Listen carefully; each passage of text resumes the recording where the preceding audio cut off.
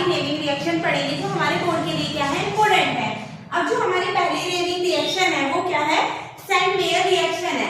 अब जो हमारी सेंड-मेयर रिएक्शन होती है इसके अंदर क्या करते हैं, हम बेंजीन डाइअमोनियम क्लोराइड को बनाते हैं और उससे हमारा ब्रोमो और क्लोरोबेंजीन बनता है। अब क्या होता है, जब हम एनिलीन की रिएक्शन NaNO2 और HCl के साथ करते हैं 0 से 5 डिग्री सेंटीग्रेड पर, तो हमारा बेंजीन डाइअमोनियम क्लोराइड बनता है। और अगर हम इसकी रिएक्शन कॉपर क्लोराइड Cu2Cl के साथ कर देते हैं तो हमारा बेंजीन क्लोराइड बेंजीन क्लोरोबेंजीन बनता है। और अगर हम Cu2Br2 के साथ कॉपर ब्रोमाइड के साथ कर देते हैं तो हमारा ब्रोमोबेंजीन बनता है। ठीक है, अगली रिएक्शन है हमारी फिंकर-स्टीन रिएक्शन। अब इसमें क्या करते हैं, हम कोई सा भी एल्काइल ब्रोमाइड ले लेंगे, जैसे कि इसमें हमने क्या ले लिया, इथाइल ब्रोमाइड ले लिया। इसकी रिएक्शन जब हम NaI के साथ सोडियम आयोडाइड के साथ करवाते हैं, एसीटोन की प्रेजेंस में गर्म करते हैं, तो ये क्या बना देता है, इथाइल आयोडाइड बना देता है और NaBr बाय प्रोडक्ट निकाल देता है। नेक्स्ट रिएक्शन है हमारी स्वर्ट्ज रिएक्शन।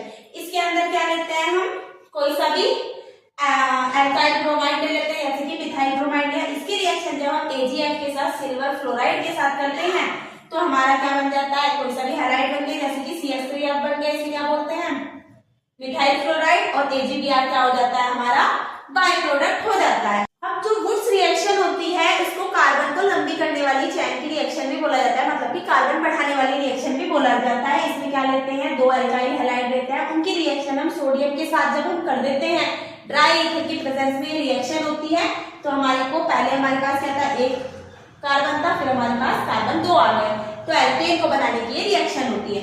नेक्स्ट है वुड्स फिटिंग रिएक्शन। इसमें एक एरोमेटिक और एक एलिफेटिक हैलाइड लेते हैं, उनकी रिएक्शन सोडियम के साथ कर देते हैं, ड्राई ईथर की प्रेजेंस में करते हैं, तो हमें टॉलुएन मिल जाता है क्योंकि हमने यहाँ पे CH3 लिया था और NaCl बाय प्रोडक्ट निकल जाता है।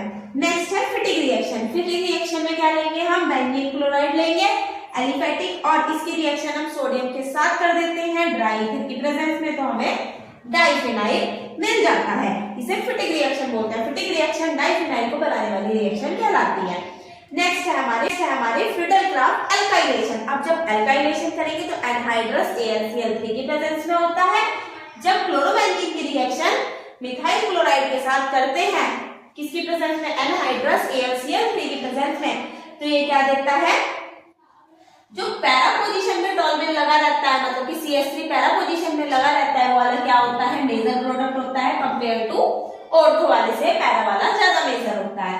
नेक्स्ट है हमारा फ्रिडल-क्राफ्ट एसाइलेशन। अब अगर हमें एसाइलेशन करना है तो एनहाइड्रस AlCl3 की प्रेजेंस में होता है, एसिटोफिनोल ये क्या है, एसिटल क्लोराइड के साथ रिएक्शन की जाती है बेंजीन क्लोराइड की, तो ये क्या बनाता है, एक तो 2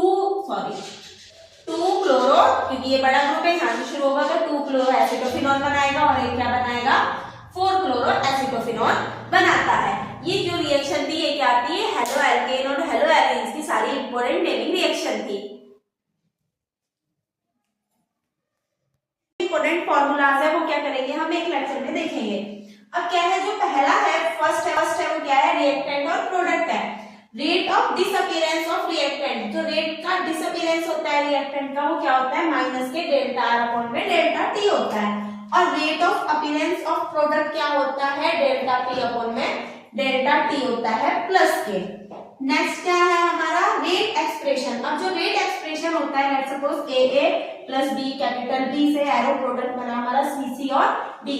अब इसमें जो हमारा रेट लिखा जाएगा K इक्वल टू क्या हो जाएगा, A की पावर X और B की पावर क्या हो जाएगी, हमारी Y हो जाएगी।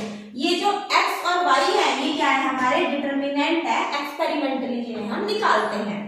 नेक्स्ट क्या है, ऑर्डर ऑफ रिएक्शन जो होता है, ये जो पावर है इन दोनों को प्लस करके हम ऑर्डर ऑफ रिएक्शन बता सकते हैं। अब जो हमारा ऑर्डर ऑफ रिएक्शन है वो 0 भी हो सकता है, फ्रैक्शनल भी हो सकता है और डेसिमल में भी हो सकता है। 0 भी हो सकता है, 1 भी हो सकता है, 3/2, 4/2 कुछ भी हो सकता है।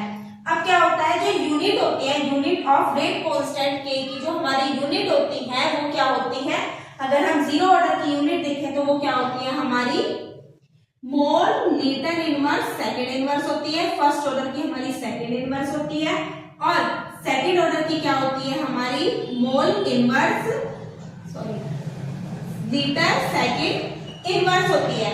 इसके बाद क्या पढ़ेंगे, मोलैरिटी पढ़ेंगे। जो मॉलिक्यूलैरिटी होती है ये क्या होता है, number of reacting species, number of reacting species in elementary reaction, number of reacting species in elementary reaction में होती है। और ये क्या हो सकती है हमारी, 1 2 3 कुछ भी हो सकती है, 1 2 3 4 कुछ भी हो सकती है। इसके बाद क्या है, हमें जीरो ऑर्डर रिएक्शन के बारे में पढ़ना है। जो हमारी जीरो ऑर्डर रिएक्शन होती है उसका अगर हम फॉर्मूला देखें तो वो क्या होता है हमारा, आर नोट माइनस के आर अपॉन में टी होता है जीरो ऑर्डर के लिए, के बराबर। अब टी हाफ क्या होता है हमारा, जीरो ऑर्डर के लिए जो हमारा टी हाफ होता है वो होता है आर नोट अपॉन में 2 के होता है। अब इसके बाद क्या है, जो हमारा फर्स्ट ऑर्डर रिएक्शन है इसके लिए जो के कांस्टेंट की वैल्यू होती है वो क्या होती है, 2.303 अपॉन में T log are naught upon में आर। और इसके लिए जो फर्स्ट ऑर्डर के लिए जो टी हाफ की वैल्यू होती है वो क्या होती है हमारी 0.693 अपॉन में के होती है। अब इसके बाद अगर हम अपना नेक्स्ट क्या है हमारा, अर्हीनियस इक्वेशन है। जो हमारी अर्हीनियस इक्वेशन होती है इसमें जो के होता है उसकी वैल्यू क्या होती है, ए ई की पावर ई ए अपॉन में आर टी होता है। जो ए होता है वो अर्हीनियस फैक्टर होता है और ई ए क्या होता है हमारी एक्टिवेशन एनर्जी होती है। इसका एक और फॉर्मूला होता है log K2 अपॉन में K1 बराबर क्या होता है, EA 2.303 R ब्रैकेट में 1 अपॉन में T1 माइनस के 1 अपॉन में T2। अब क्या है, जो हमारी कॉलिजन थ्योरी होती है इसमें जो रेट होता है वो क्या होता है, रेट बराबर क्या होता है P Z A B E की पावर माइनस के E A R T होता है। जो हमारा Z A B होता है ये कॉलिजन फ्रीक्वेंसी होता है और P क्या होता है, स्टेरिक फैक्टर होता है, या फिर हम इसे प्रोबेबिलिटी फैक्टर भी कह सकते हैं।